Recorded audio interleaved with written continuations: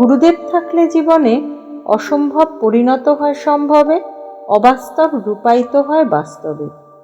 শুনতে হয়তো লাগতে পারে গল্পের মতন, কিন্তু এ হলো গুরুদেব শ্রী শ্রী রবিশঙ্করজির মার্গদর্শন এক নিতান্ত সাধারণ ভক্তকে। আজকের গল্প পুরনো এক ঘটনা।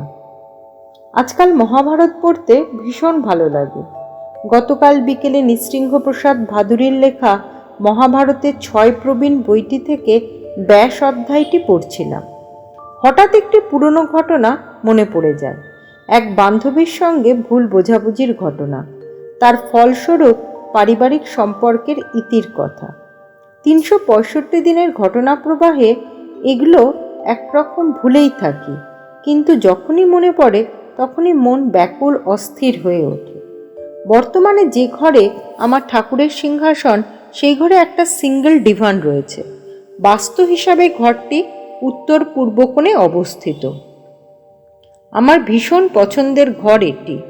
মন ব্যাকুল হতেই আমি ডিভান থেকে নেমে সিংহাসনে গুরুদেবের চিত্রের সামনে এসে বসি।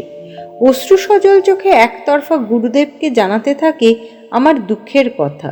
সেই সময় ঠাকুরঘরে আমি ছাড়া দ্বিতীয় কোনো ব্যক্তি না থাকায় বেশ উচ্চারণ করেই গুরুদেবকে বলেছি আমার দুঃখ কষ্ট যন্ত্রণাগুলো এক পশলা বৃষ্টির মতন কেঁদেছিও খুব। কিছুক্ষণ পর আসে মায়ের ফোন।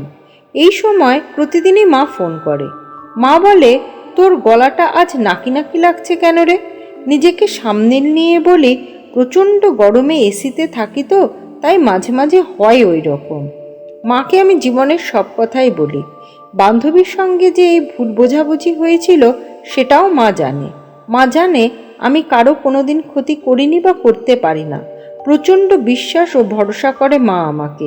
তাই পুরনো এই ঘটনার কথা বলে আমি আর দুঃখ দিতে চাইনি মাকে। সোমবারের বিকেল গড়িয়ে সন্ধ্যা নামে। সন্ধ্যা আবার রাত্রির হাত ধরে। প্রতিদিনের মতন আমার চোখেও ঘুম নামে।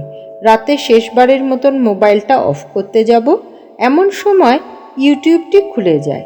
গুরুদেবের ভিডিও সামনে চলে আসে। মাত্র মিনিট ৫-এর একটি ভিডিও, তাই ক্লিক করি প্লে বাটনে। সেখানে গুরুদেব বলেন, সময় বহমান, জাগো, মায়া কি? এক বিশাল দৃষ্টিকোণ দিয়ে দেখো। যার কোনো মানে নেই তাকে মায়া বলে। তুমি আমার সাথে এই করেছ, তুমি আমার সাথে কথা বলনি, তুমি এই করে দিয়েছ, ওই করে দিয়েছ, এসব হলো মায়া। যার যখন যেটা পাওয়ার তখন সে সেটা পাবে। জাগো, দেখো, জীবন নশ্বর। আজ যে শ্বাস নিচ্ছ, কে জানে কখন তা বন্ধ হয়ে যাবে। কি আশ্চর্য! কলকাতার মাটিতে বসে আমি কাঁদলাম, অভিযোগ জানালাম, আর লস অ্যাঞ্জেলেসে বসে গুরুদেব সেটা শুনেও নিলেন।